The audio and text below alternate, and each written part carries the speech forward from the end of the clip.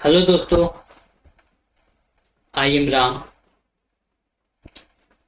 और जैसा कि आप सब जानते हैं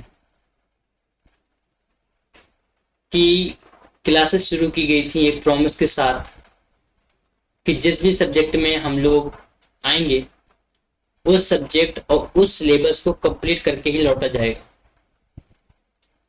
क्लियर है? तो उसी बात को एक स्पेशल डिमांड पर लेखपाल के लिए एक सब्जेक्ट का हमने प्रॉमिस किया था कि कराएंगे। वो क्या है? ग्रामीण विकास है। क्लियर है? और बाकी जो क्लासेस चल रही थी सिविल के लिए या अदर कंपटीशन के लिए, उसी में सिविल के साथ ही जो सारे टॉपिक को कवर किए जा रहे हैं तो आपकी कंटिन्यू चल रही है। पॉलिटी की क्लास आज भी आई है, कल भी आई थी, डेली आ रही है। इकोनॉमिक्स की भी 2 क्लासें आ चुकी हैं, लेकिन ये एक स्पेशल क्लास ऐड की गई है इसी सीक्वेंस में जो लेखपाल के लिए है। किसके लिए? लेखपाल एग्जाम जो आ रहा है उसके लिए। स्टार्ट करते हैं। तो सबसे पहली बात, ये हमारी सीरीज का नाम महासंग्राम, क्योंकि आप देख रहे हैं सब लगे पड़े हैं तो आप भी लग जाओ, जी जान लगा दो। 25/25 का टारगेट है ये। 25/25 इस बार कहीं से नहीं जाएगा। बात समझ में आ रही है? 25 नंबर का आता है, पता होगा। अकॉर्डिंग टू सिलेबस बढ़ेंगे, एक एक बात को क्लियर करेंगे। कोई दिक्कत? अगर आपको कोई प्रॉब्लम आती है, लगता है टेक्निकल इश्यू है, तो आप लोग कमेंट में जरूर बता दिया करिए, क्योंकि यहाँ पे 4-4 5-5 लोग परेशान रहते हैं। आपको लगता होगा कि नहीं कुछ कर रहे, 4 लोग परेशान रहते हैं और तब भी जाकर के टेक्निकल इशू नहीं सॉल्व हो पाते। तो सबसे पहले जो ग्रामीण विकास में है, आपको जो जानना है वो क्या जानना है? वो ये जानना है कि आपके सिलेबस में ग्रामीण विकास रखा क्यों गया। क्लियर है? क्योंकि जो भावी लेखपाल होंगे, जो भावी लेखपाल है ना, तो उन लोगों को ये पता होना चाहिए कि गांव में आज भी हमारे देश की 75% पॉपुलेशन रहती है। कितनी? 75% पॉपुलेशन कहाँ रहती है? गांव में रहती है। क्लियर है क्या? तो ये बात पता होनी चाहिए। तो यानी कि अगर 75% यानी कंट्री की मैक्सिमम पॉपुलेशन कहाँ है? गांव में है। तो प्रॉब्लम्स भी कहाँ होंगी? गांव में होगी। तो उन प्रॉब्लम्स को लेकर के आपके सामने ये सब्जेक्ट ले आया गया। कौन सा? ग्रामीण विकास। आई होप पर्पस समझ में आ गया होगा। तो आपको जो सबसे पहले जरूरी है पता होना चाहिए वो ये है कि ग्रामीण विकास में या गांव के विकास में क्या क्या प्रॉब्लम है। अगर आपको प्रॉब्लम पता होगा तो आप सॉल्यूशन ढूंढोगे। अगर सॉल्यूशन ढूंढोगे तो आपको उसके लिए कुछ पॉलिसीज पता होनी चाहिए, यानी पॉलिसीज के बारे में पता होनी चाहिए। बात समझ में आ रही है? बात समझ में आ रही है या नहीं आ रही है ना? तो आपको क्या होना चाहिए? ये सारी बातें पता होनी चाहिए। दूसरी बात, जो मुद्दे हैं इंपॉर्टेंट, पहले हम उन पर फोकस करेंगे। क्लियर है? क्योंकि वही डिसाइड करेंगे कि आपके एग्जाम में कौन कौन सी पॉलिसीज, आपके एग्जाम में कौन कौन सी स्टेट पॉलिसी, सेंट्रल पॉलिसी आ सकती हैं। आई होप क्लियर होगा। अब देखिए, पहला जो गांव के अंदर प्रॉब्लम है वो ये है कि कृषि साख की प्रॉब्लम बहुत आती है। कृषि साख एक ये प्रॉब्लम है, नोट डाउन करते चलिएगा। दूसरी जो प्रॉब्लम है वो है कृषि विपणन को लेकर के। कृषि विपणन को लेकर के बात समझ आई? तीसरी जो प्रॉब्लम है वो सहकारिताओं को लेकर के है।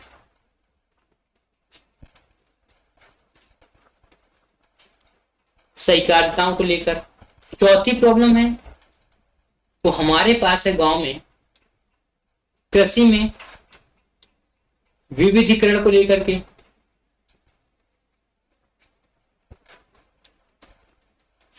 क्या क्लियर है? और पांचवी जो प्रॉब्लम है, मेन इंपॉर्टेंट प्रॉब्लम इस टाइम की, वो क्या है? वैकल्पिक कृषि। क्या है? वैकल्पिक कृषि। बात समझ में आई कि नहीं आई? यानी अगर ग्रामीण और विकास को देखना है, ग्रामीण प्लस विकास, यानी अगर आपको गांव के विकास को देखना है तो आपको इन समस्याओं को समझना जरूरी है। अगर ये समस्या समझ में आई तो आपको मैं कह सकता हूं कि आपको 25/25 लाने से कोई नहीं रोक सकता। लाने से आपको कोई नहीं रोक सकता। अगर प्रॉब्लम ही नहीं समझ पाए तो जब वो सॉल्यूशन के क्वेश्चन पूछेगा तो भाई साहब हिलने वाला भी नहीं है, ये ध्यान देना। और बाकी जो रटने वाले हैं बोलते हैं रट रट लेंगे, हो जाएगा, तो एक बात ध्यान देना, कितना रट लोगे यार? पूरी महाभारत है,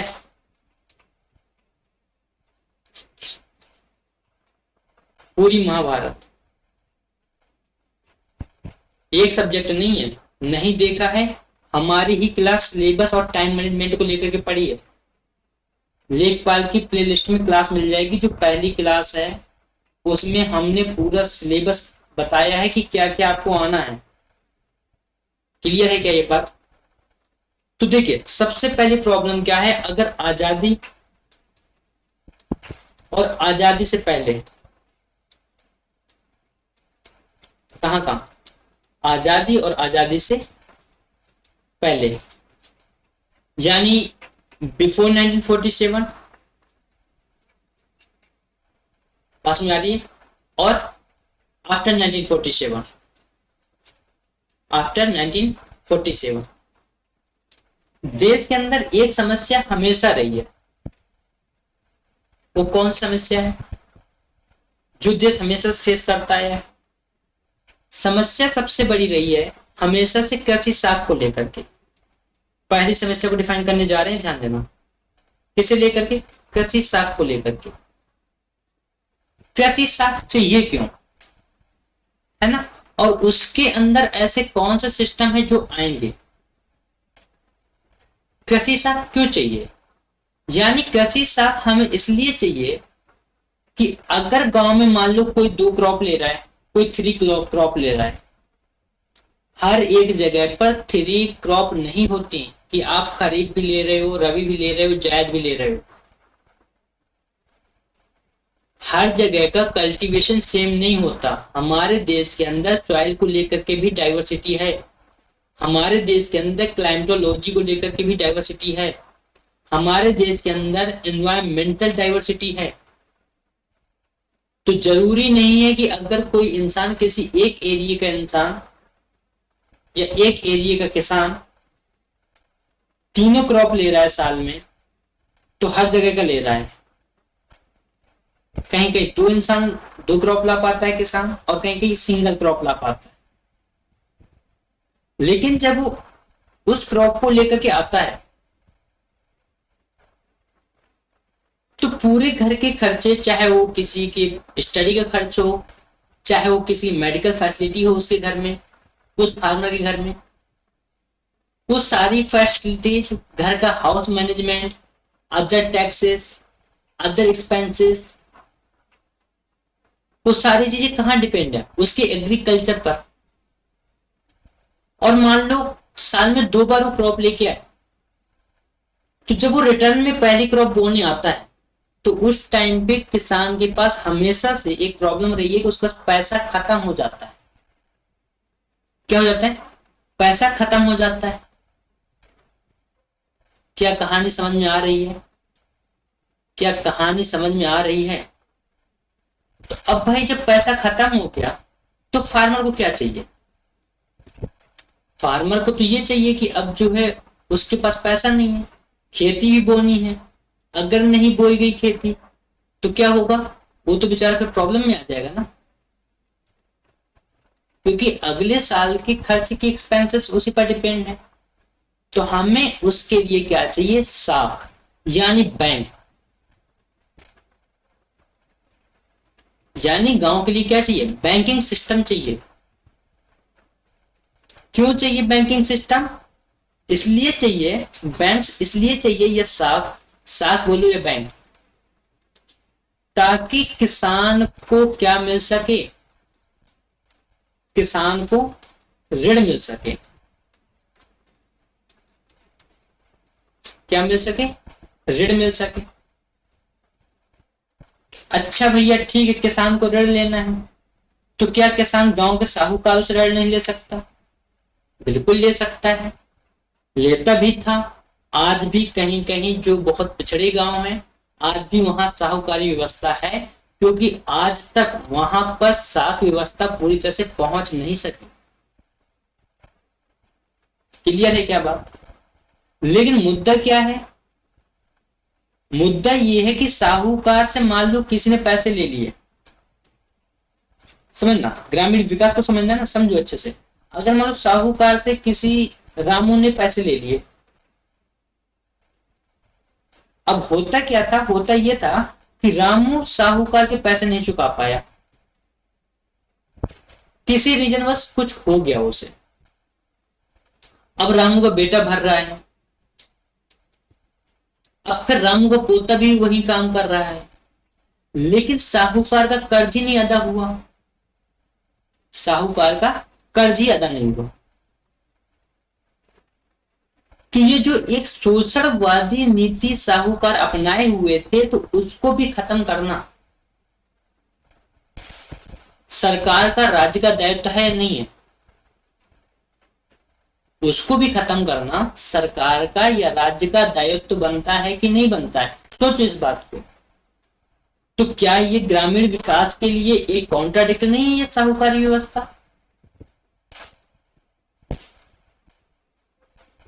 क्या ग्रामीण विकास के लिए कॉन्ट्राडिक्शन नहीं है साहूकारी व्यवस्था? है ना? तो जब ये कॉन्ट्राडिक्शन है, तो इसके सॉल्यूशन पे बात करो। तो क्या करना है? वहां पे साख व्यवस्था को बढ़ावा देना है। पहली बात क्या देंगे? साख व्यवस्था को बढ़ावा देंगे। बात समझ में आ रही है? नहीं आ रही है? तो जिससे क्या होगा? किसानों को इजीली ऋण मिलेगा और किसान खेती कर पाएंगे। यानी साख व्यवस्था को लेकर के जो भी बातें आएंगी, वो सारी बातें हम करेंगे। यानी बैंकिंग प्रणाली को आपको अच्छे से समझना होगा। आपको यह समझना होगा देश के अंदर कितने टाइप के बैंक्स हैं और किस बैंक का क्या पर्पज है। क्लियर हो रहा है क्या? आपको इस बात की जानकारी होनी चाहिए, आपको इस बारे में समझ होनी चाहिए, तो आप वहां से क्वेश्चन कर सकते हो और इजीली कर पाओगे। आगे बढ़े, चलो दूसरी समस्या के बारे में बात करते हैं।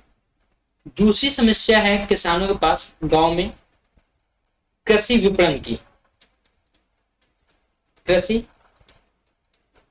विपणन की यानी एग्रीकल्चर डिस्ट्रीब्यूशन। एग्रीकल्चर डिस्ट्रीब्यूशन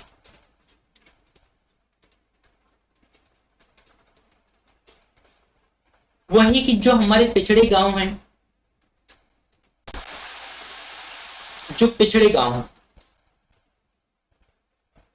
वो क्या है? मेन धारा से जो मेन स्ट्रीम है मार्केट की, जो मेन स्ट्रीम है मार्केट की, वहां से क्या है?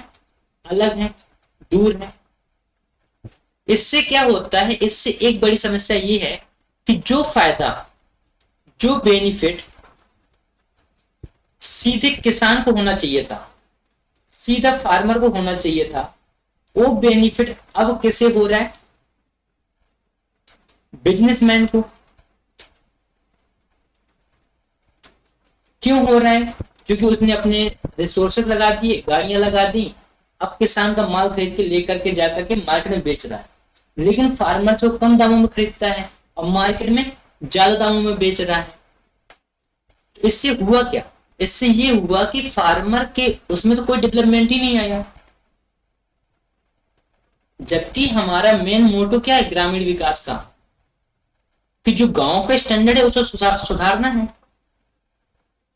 क्या करना है, सुधारना है ना। गांव का लिविंग स्टैंडर्ड सुधारना है कि जो लिविंग स्टैंडर्ड है वहां का वो डेवलप होकर के बाहर आए, मेन स्ट्रीम से जुड़े। तो इसके लिए क्या करना होगा, हमें इसके लिए मार्केट लानी होगी या गांव को, विलेजेस को मार्केट से जोड़ना होगा। विलेज को क्या करना होगा, मेन मार्केट से जोड़ना होगा। चलो ये तो बात ठीक है।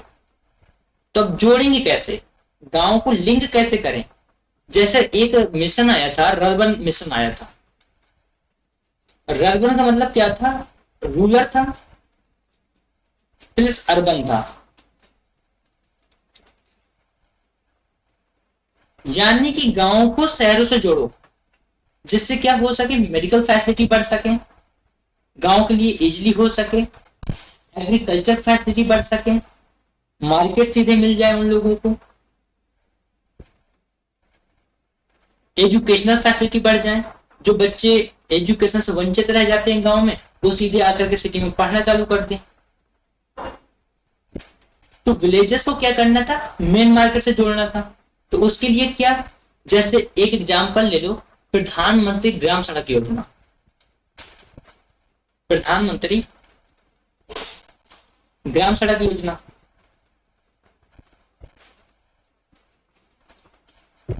क्लियर है क्या। तो आपको जो ऐसी योजनाएं हैं वो भी आपको ध्यान देनी है। टॉपिक समझ में आया ना कि मैंने कृषि विपणन क्यों बोला समस्या में, क्योंकि अगर आपको मुद्दे समझ आ रहे हैं तो मैं कह सकता हूं आपको पॉलिसी लर्न करने में, आपको चीजों को समझने में टाइम नहीं लगेगा। क्लियर है, क्लियर है क्या ये बात।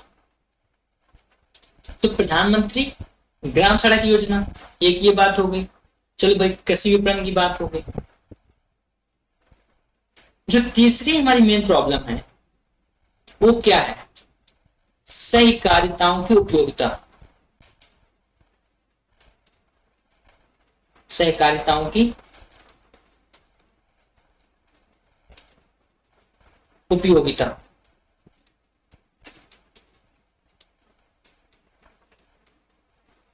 तीसरी प्रॉब्लम। तो सहकारिताओं की उपयोगिता में क्या है, सबसे पहली बात यह है कि इनकी यूटिलाइजेशन को ध्यान में रखा जाए। जैसे क्या होता है, जैसे कोई बड़ा किसान है गांव में, एक मान लो जमींदार साहब है, एक जमींदार साहब है और एक कोई छोटा किसान है, एक छोटा किसान है। जब ये जमींदार साहब है तो होगी तो 400 बीघे जमीन है ना, 100-200 बीघे। ये मान लो 100 बीघे वाले हैं और ये 4 बीघे वाले हैं। अब वहां पर कोऑपरेटिव सोसाइटियां करती क्या है, ये करती हैं कि जो जमींदार हैं उन्हीं को मोस्टली बीज और खाद दे देती हैं। जिससे होता क्या है कि जो बचे छोटे तबके वाले किसान हैं उन लोगों को प्रॉब्लम आ जाती है, जमींदार साहब को तो कोई फर्क नहीं पड़ना। तो यानी कि जो सहकारिताओं की उपयोगिता है गांव के लिए, जो एक सोच होनी चाहिए कि हर एक को देख के चलना है, वो सोच नहीं है। तो उसको डेवलप करना है। बात समझ आ रही है, क्या बात क्लियर हो रही है। आई होप बात क्लियर होगी। स्क्रीनशॉट ले लीजिए फटाक से, जैसे रेज करने जा रहे हैं।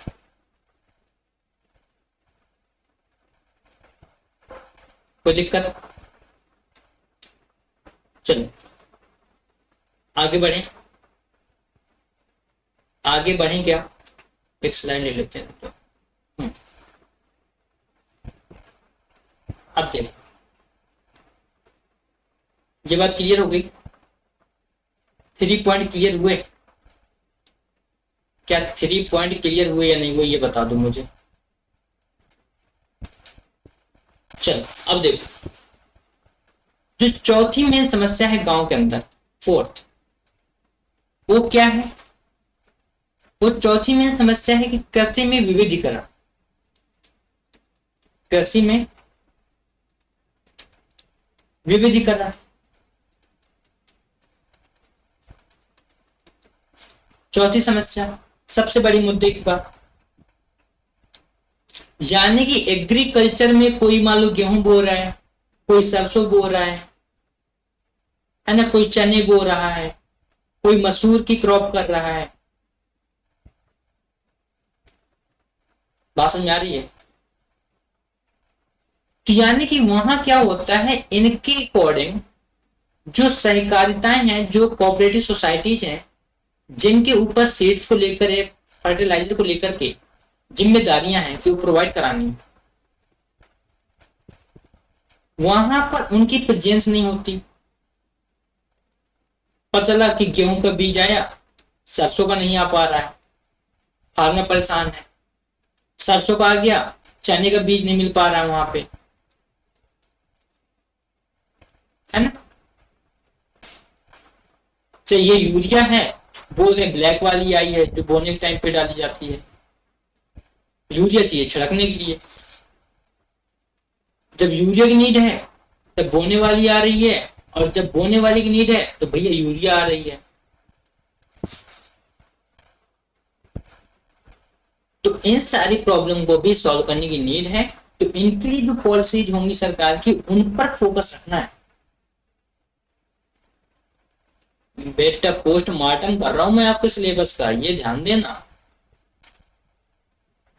ग्रामीण विकास का बेस बता रहा हूं कि आपको कहां से चलना है। अगर समझ आ गया तो ये ध्यान दे लेना कि बेटा तुम्हारा एग्जाम ना रोक नहीं सकता, तो इस सब्जेक्ट में तो नहीं रोक पाएगा। क्लियर है? आगे बढ़े। जो फिफ्थ प्रॉब्लम है, लास्ट प्रॉब्लम, वो क्या थी?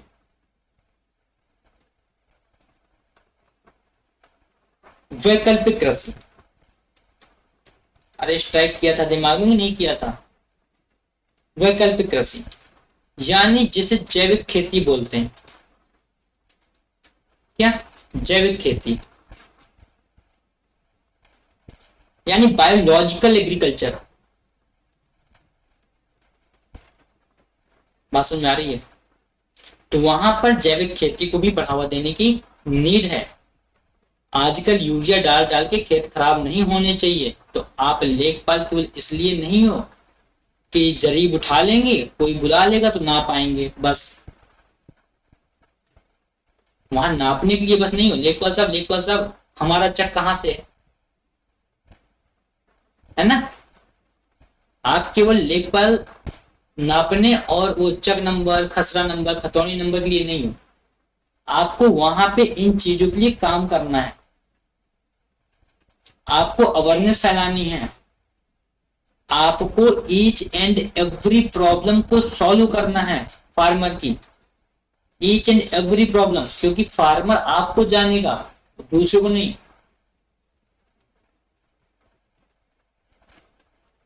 ईच एंड एवरी प्रॉब्लम पर आपकी नजर होनी चाहिए। इस वजह से आपके सिलेक्शन कमीशन ने ग्राम विकास या ग्रामीण विकास का सिलेबस आपके सब्जेक्ट के रूप में रखा। इसलिए आया भैया ये आपके सिलेबस में। और तभी क्वेश्चन 25 क्वेश्चन का एरिया भी तो दे रहा है, 25 क्वेश्चन आएंगे। क्लियर है क्या? कॉन्सेप्ट क्लियर हो गए? मुद्दे पता चल गए? मुद्दे पता चले या नहीं? देखो, पता चलेंगे आप लोगों को फायदा, नहीं पता चलेंगे तो ना आपका फायदा ना मेरा फायदा, है ना। मेरे पढ़ाने का फायदा कब है? जब आप लोगों की चीजें समझ में आ जाए। ये स्लाइड इसलिए बार बार चेक कर रहे हैं क्योंकि कभी कभी बीच में प्रॉब्लम आ जाती है। आप लोगों को लगता होगा कि आ गए बस बैठ के चले जाएंगे, तो भैया ऐसा है ना यार, यहाँ बड़ी मेहनत लग रही है, 4 से 5 लोग लगे पड़े हैं। क्लियर है? आगे बढ़े, आगे बढ़ते हैं। अब देखिए, बेसिक रेडी हो गया, समझ में आ गया। तो आज जो हम बात करेंगे वो हम देश के अंदर बैंक की सिस्टम की बात करेंगे। किसके सिस्टम की? बैंकिंग सिस्टम की। बैंकिंग सिस्टम कि हमारे यहाँ बैंक कितने प्रकार के हैं, किस बैंक का पर्पज क्या है। तो यानी जो आपका कृषि साख वाला मुद्दा है वो पूरे क्वेश्चन यहां से जुड़े होंगे। बैंकिंग प्रणाली से। तो बैंकों के प्रकार में पहला जो बैंक का प्रकार है वो है आपका वाणिज्यिक बैंक, यानी कॉमर्शियल बैंक। कौन सा? कॉमर्शियल बैंक, जैसे फाइनेंस बैंक भी बोल सकते हो।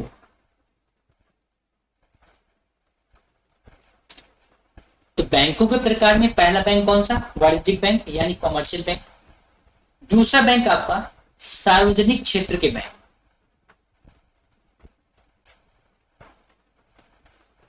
जो वाणिज्यिक बैंक के अंदर आता है, कौन सा? सार्वजनिक क्षेत्र के बैंक। और कौन सा आता है? निजी क्षेत्र का बैंक भी इसी के अंदर आता है। और विदेशी बैंक भी वाणिज्यिक बैंक के अंदर ही आते हैं। क्या क्लियर है? तो वाणिज्यिक बैंक एक मेन बैंक हो गया बैंक के टाइप में, उसके 3 सब टाइप आए। पहला सार्वजनिक क्षेत्र के बैंक, दूसरा निजी क्षेत्र के बैंक और तीसरा विदेशी बैंक। क्लियर है? अब देखो, दूसरा जो टाइप है आपका वो है सहकारी बैंक। कौन सा?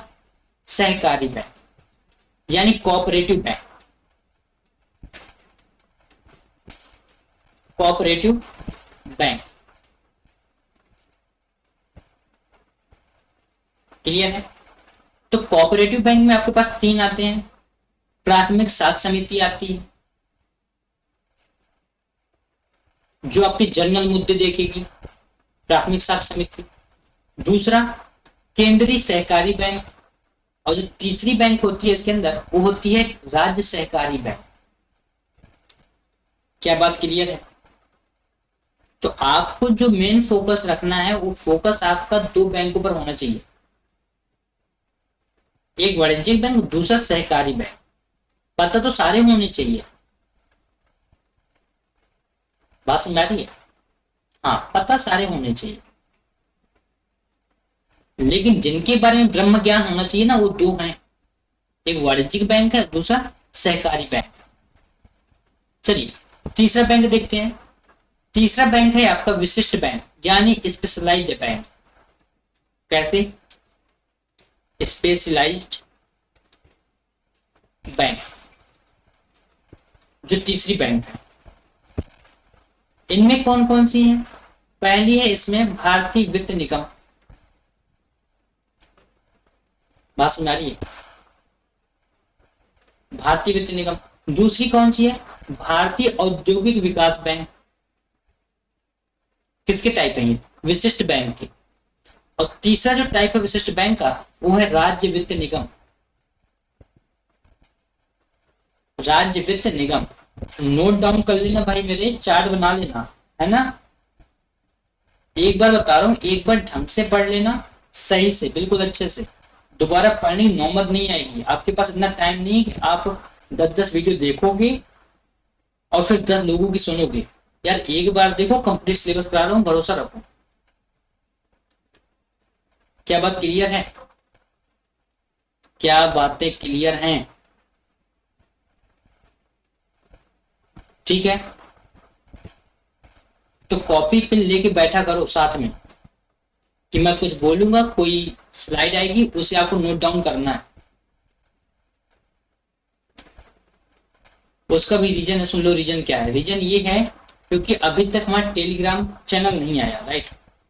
तो अभी ये सारी स्लाइड्स या ये सारे पीपीटी आपको पहुंचा नहीं सकते, अदरवाइज पहुंचाने में कोई तकलीफ नहीं थी हमें। हम तो आए ही हैं कि आपके तक कंटेंट पहुंचा सकें। चलिए फोर्थ बैंक देखिए, फोर्थ बैंक है आपका विकास बैंक यानी डेवलपमेंट बैंक। कौन से बैंक? Development bank. क्लियर है? डेवलपमेंट बैंक में कौन कौन से आएंगे?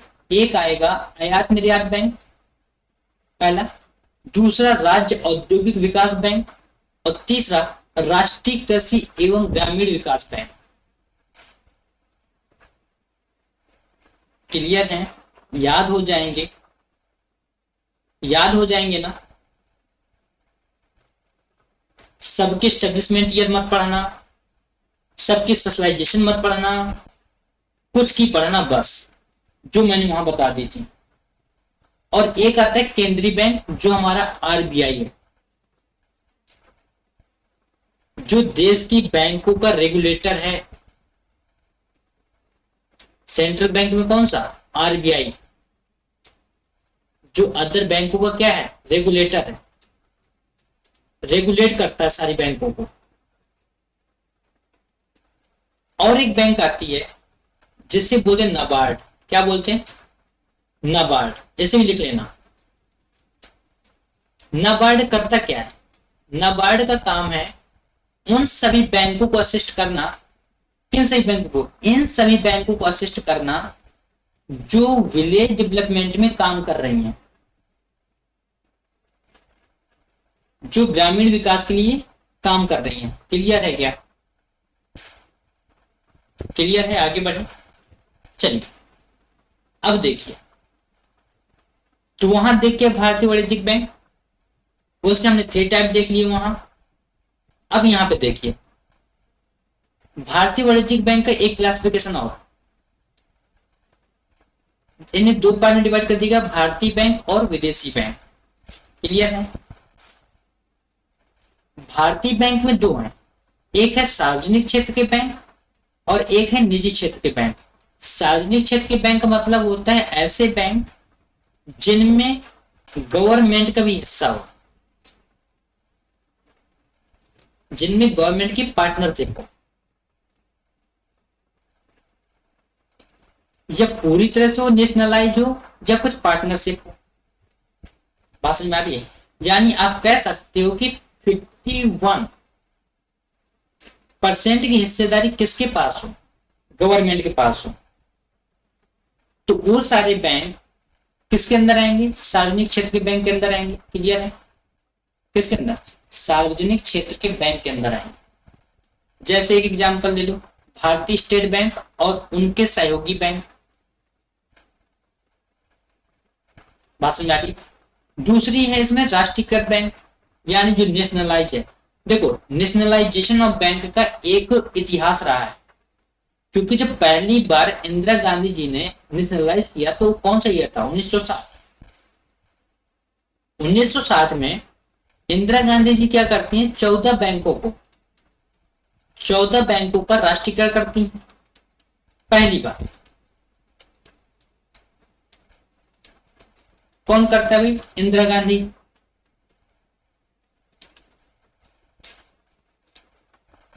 क्लियर है? 14 बैंकों का राष्ट्रीयकरण कब करती हो? 1960 में। उसके बाद दूसरी बार 1980 में। 1980 में कितनी बैंकों का? 6 बैंकों का। 6 बैंकों का राष्ट्रीयकरण होता है।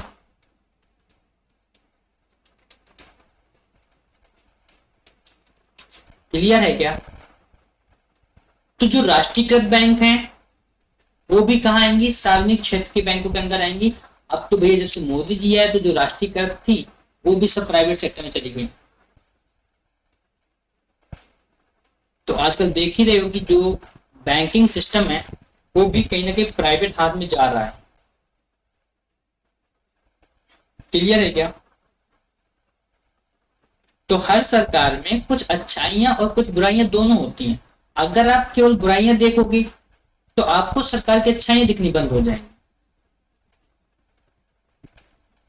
और अगर आप अच्छाइयां देखोगे तो आपको बुराइयां दिखनी बंद हो जाएंगी। क्लियर? तो आप एक ऐसे स्टूडेंट हो जिसे आपको क्या करके चलना है, कंपेयर करके चलना है, क्योंकि देश बैलेंस से चलता है। बात समझ में आ रही है? बैलेंस बना के चलना है। आगे बढ़े। जो नेक्स्ट है वो है क्षेत्रीय ग्रामीण बैंक, जो आपको अच्छे से पढ़ना है। क्लियर है? क्षेत्रीय ग्रामीण बैंक को बहुत अच्छे से पढ़ना है और पढ़ेंगे। कोई दिक्कत? मैं बार बार बोल रहा हूँ, फालतू की चीजें पढ़ने से बेटर है जो सिलेबस है उसके अंदर घुस के पढ़ो।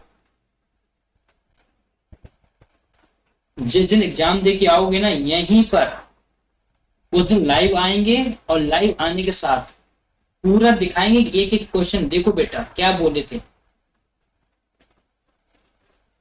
बात समझ आ रही है? एक एक क्वेश्चन दिखा देंगे यहाँ से अपने सिलेबस जो हम पढ़ा रहे हैं ना, जिस वे में, यहीं से एक एक दिखा देंगे, देखो ये बात यहाँ मेंशन थी हमारे इसमें। कोई दिक्कत? चलो, निजी क्षेत्र के बैंक में नए निजी बैंक होंगे, कुछ कुछ पुराने निजी बैंक होंगे, तो इन्हें तो भैया ऐसी क्राइटेरिया बना दिया गया है। बात समझ में आ रही है? लेकिन आपको सार्वजनिक क्षेत्र के बैंक क्लियर होने चाहिए, उनकी पॉलिसीज क्लियर होनी चाहिए। उसमें जो इम्पोर्टेंट है वो है क्षेत्रीय ग्रामीण बैंक, जो बहुत अच्छे से क्लियर होना चाहिए। क्लियर है क्या? आगे बढ़े, आगे बढ़े। चलो अब देखो, जो दूसरी बात इंपॉर्टेंट, फिर से वाणिज्यिक बैंकों का एक क्लासिफिकेशन और होता है। कैसा है ये क्लासिफिकेशन? एक अनुसूचित बैंक के रूप में और एक गैर अनुसूचित बैंक के रूप में। क्लियर है? कैसा? अनुसूचित बैंक यानी जो शेड्यूल्ड बैंक है, और जो नॉन शेड्यूल्ड बैंक है। तो जो अनुसूचित बैंक है उनमें आपके सार्वजनिक बैंक भी आ जाएंगे, प्राइवेट बैंक भी आ जाएंगे और विदेशी बैंक आ जाएंगे, जो अनुसूचित है। क्लियर है? तो गैर अनुसूचित में क्या आएंगी? जो कोऑपरेटिव बैंक है, जो कोऑपरेटिव बैंक है, वो सारी की सारी बैंक्स कहाँ आएंगी? गैर अनुसूचित बैंक में आएंगी। आपको ये भी क्लासिफिकेशन पता होना चाहिए। आज मैं बैंक का पूरा ओवरव्यू दे रहा हूं कि देश के अंदर बैंकिंग सिस्टम कैसा है। फिर नाबार्ड को लेकर के एक पूरा अच्छा कंटेंट आपको दे दिया जाएगा, आरबीआई को दे दिया जाएगा, आरबीआई के लिए, वाणिज्यिक बैंक के लिए, प्राइवेट के लिए, सार्वजनिक के लिए, विदेशी बैंकों के लिए, इन सब का कंटेंट आपको दे दिया जाएगा। कोई प्रॉब्लम वाली बात नहीं है। लेकिन पहले आप एक माइंड सेट क्रिएट करो कि आपको ये बातें याद रखनी है। आपके पास ओवरव्यू पहले होना चाहिए। क्लियर है क्या? आगे बढ़े। चलो अब देखो, सहकारी बैंक क्या होते हैं जिन्हें फोकस करके चलना है आपको? क्या? सहकारी बैंक यानी सहकारी बैंक राज्य सहकारी समितियां अधिनियम। कौन सा अधिनियम? राज्य सहकारी समितियां अधिनियम के प्रावधानों से शासित होते हैं। अधिनियम क्लियर है? राज्य सहकारी समितियां अधिनियम। बात समझ में आ रही? तथा ये अपने सदस्यों को सस्ती दर पर ऋण उपलब्ध कराते हैं। ये भारत में ग्रामीण ऋण, खास तौर से कृषि वित्तयन का प्रमुख स्रोत है। बात समझ में आ रही है? यानी जो एग्रीकल्चर की फंडिंग है, जो एग्रीकल्चर का ऋण है, जो एग्रीकल्चर डेप्ट मिलना है, वो कहां से मिलेगा? मोस्टली मिलेगा सहकारी बैंकों से। नहीं आया समझ में? आया क्या? तो इसके लिए संविधान में भी प्रावधान है, अगर संवैधानिक रूप से देखेंगे। बात समझ में आ रही है? हाँ, कहा 243 आर्टिकल जेड एच से लेकर के 243 जेड टी तक में गिवन है। आर्टिकल 19 पढ़ोगे तो वहां पढ़ने को मिल जाएगा। बात समझ में आ रही है? और 45 वगैरह भी पढ़ोगे तो भी कोऑपरेटिव का वहां पे मेंशन मिल जाता है। तो संवैधानिक प्रावधान भी है सहकारी समितियों के लिए, सहकारी बैंकों के लिए, कोऑपरेटिव सोसाइटी के लिए। कोई दिक्कत? आगे बढ़े क्या? अब देखो सहकारी बैंक के प्रकार कितने प्रकार के होती है। पहला है प्राथमिक सहकारी साख समितियां। कौन सा? प्राथमिक सहकारी साख समितियां। दूसरा है केंद्र अथवा जिला सहकारी बैंक। और तीसरा है राज्य सहकारी बैंक। इसमें एक चौथा और होता है जिसे आप विकास बैंक बोलते हो। क्या बोलते हो? विकास बैंक। तो ये भी एक सहकारी बैंक का हिस्सा है, पार्ट है। तो ये भी आपको याद रखना है। तीन ही याद रखने हैं कि प्राथमिक सहकारी साख समितियां, दूसरा है केंद्र अथवा जिला सहकारी बैंक, और तीसरा है राज्य सहकारी बैंक, और चौथा है विकास बैंक। आई होप बात क्लियर होगी। आगे बढ़े। चलिए अब बात करते हैं बैंक के कार्य, है ना। तो देखिए बैंकों के कार्य को पहले मेन 4 पार्ट में डिवाइड किया गया है। पहला एक जो है वो है आधारभूत कार्य, यानी जो उसका बेसिक वर्क है वो करेगा। दूसरा है जन सामान्य से संबंधित कार्य, यानी नॉर्मल पब्लिक को लेकर के। तीसरा अभिकर्ता संबंधी कार्य। बात समझ आ रही है? जो उसके मेंबर्स हैं या जो उसके ग्राहक हैं, अभिकर्ता संबंधी, या कोई मेंबर बनना चाहता है। और जो चौथे कार्य हैं वो है व्यापक कार्य। क्लियर है? व्यापक कार्य। तो आधारभूत कार्य में क्या क्या कार्य है उसके, इस बात को समझिए कि निक्षेप संग्रहण करना। आधारभूत जो कार्य है उसका कि जो निक्षेप है किसानों के पास उसका संग्रहण करना, और दूसरा कार्य है ऋण प्रदान करना। क्लियर है क्या? लोन देना। ये सारे कार्य क्या है? आधारभूत कार्य है किसके? बैंक के। जन सम्मान से जुड़े कौन कौन से कार्य हैं? बहुमूल्य वस्तुओं की सुरक्षा। आपने देखा होगा बैंक्स में लॉकर होते हैं। क्या होते हैं? लॉकर। जो लॉकर होते हैं वो किस लिए बनाए जाते हैं? कि बड़े बड़े लोग जाएं और जा करके क्या करें वहां पर, अपनी जो बहुमूल्य वस्तुएं हैं उन्हें रखें और वो सुरक्षित रहेंगी। क्लियर है? क्या रहेंगी? सुरक्षित रहेंगी। कोई दिक्कत? कोई दिक्कत? तो ये भी क्लियर हो गया होगा। फिर है साख पत्रों का निर्गमन, यानी जो आपके पास आते हैं ना बोलते हैं शेयर, इसी तरह से साख पत्र दिए जाते हैं तो उनका निर्गमन। स्टॉक एक्सचेंज का कार्य भी क्या है? जन सम्मान से संबंधित कार्य है, और इसे कौन देखता है? बैंक देखता है। कौन देखता है? बैंक। क्या बात क्लियर है? अब जो अभिकर्ता संबंधी कार्य क्या है? ग्राहक के लिए धन हस्तांतरण।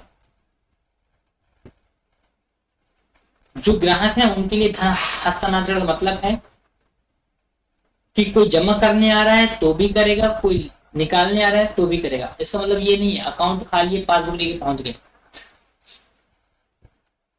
है ना। खासकर आजकल हम जैसे लोगों में लागू होता है, ये होता है ना। फिर कैसे लाएंगे? बेरोजगारी बेरोजगारी बेरोजगारी। चलिए दूसरा कार्य चेकों का संग्रहण, कि जो चेक हैं उनको संग्रहण भी कौन करता है? बैंक करता है। तीसरा जो अभिकर्ता के संबंध में है वो ग्राहक के लिए भुगतान प्राप्ति भी बैंक करता है, और ग्राहकों के दायित्वों का भुगतान भी कौन करता है? बैंक करता है। क्लियर है क्या? कौन करता है? बैंक करता है। आगे बढ़े। अब देखिए व्यापक कार्य अगर देखेंगे तो वित्तीय संकुल का संग्रहण, दूसरा समाशोधन गृह में योगदान, तीसरा सुरक्षा कोषों एवं प्राकृतिक संसाधनों का जो संग्रहण है या निर्गमन है उसका भी काम कौन करेगा? बैंक करेंगे। जो चौथा है वो है वित्तीय सलाह, कि कोई अगर फाइनेंशियल एडवाइजरी चाहिए तो आप बैंक से ले सकते हो। मैनेजर साहब के पास चले गए, कैशियर साहब के पास चले गए, हमें फिक्स डिपॉजिट कराना है ना, हमें एफडीआई, हमें चालू खाता करना है, चालू खाता क्या बेनिफिट है, ये सारी जानकारी कहाँ से मिलेंगी? बैंक से मिलेंगी, और ये बैंक के व्यापक कार्यों में शामिल है। क्लियर है? आगे बढ़े। अब देखिए जो आपको और एक ग्रामीण विकास में काम करना है। यार एक बार बताओ, भावी लेखपाल साहब को एक बार बताइए मुझे कि अगर मान लो आप लेखपाल बन गए तो क्या पक्का ये सब काम करोगे? कुछ करना मत करना, लेकिन मुद्रा के आधुनिक रूप को बढ़ावा जरूर दे आना। इससे पता, जब से ये मुद्रा का आधुनिक रूप आया है ना, एक चीज बहुत बड़े स्तर पर बदली है, वो घूसखोरी। क्या? घूसखोरी। जब से सब कुछ ऑनलाइन हुआ ना, तब से बहुत कुछ बदला है।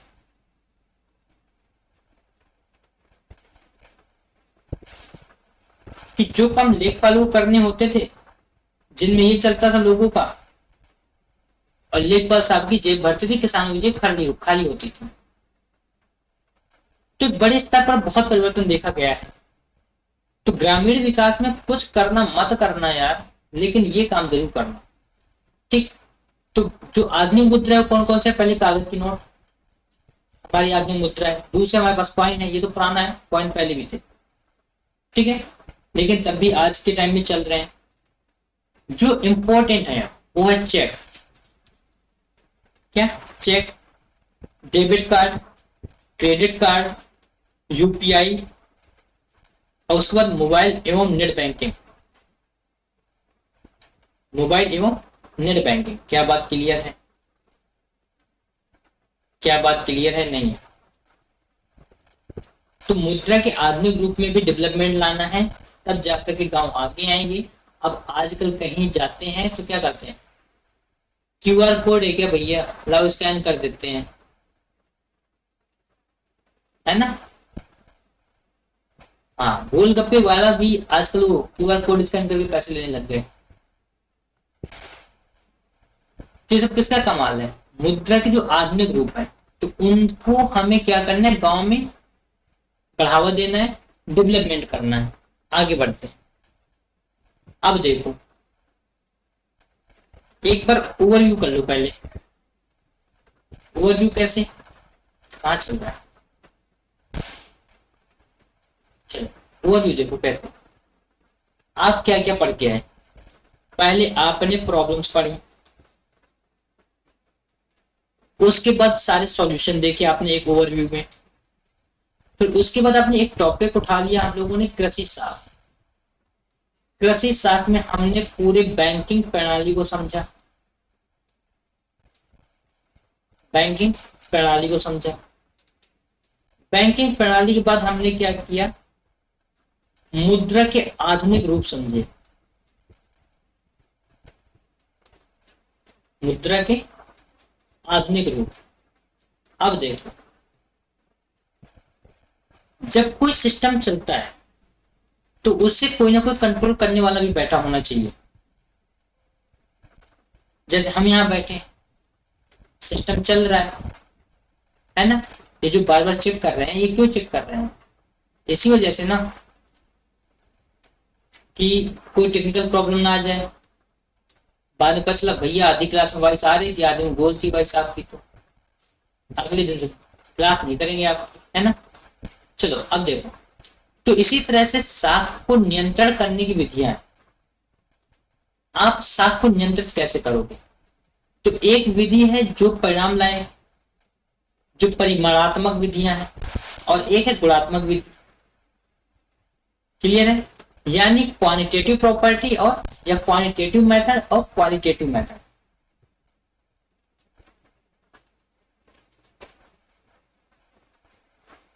क्वांटिटेटिव और क्वालिटेटिव। क्या क्लियर है? तो जो क्वांटिटेटिव है, उनके अंदर क्या क्या आता है? बैंक दर नीति। यानी अगर नाबार्ड पैसा दे रही है साख समितियों को, तो उससे भी तो कोई कंट्रोल करने वाले बैठा है, नाबार्ड को, आरबीआई, है ना? तो आरबीआई क्या करेगी? बैंक दर नीति तय करेगी कि आप कोई पैसा दे रहे हो, लेना है, ताकि बैंक के पास पैसा ज्यादा ना हो जाए। है ना। उन चीजों को कंट्रोल करने के लिए बैंक दर नीति तय होती है। दूसरी बात आती है खुले बाजार की क्रियाएं, ओपन मार्केट। क्या करना है, डिमांड बढ़ानी है कि सप्लाई बढ़ानी है।